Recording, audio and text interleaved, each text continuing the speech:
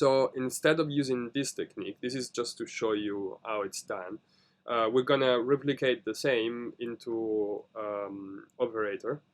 And what we're gonna do then is to resample some of these bleeps and process them and just create something that we like and that works in our track. Make it a little bit more minimal.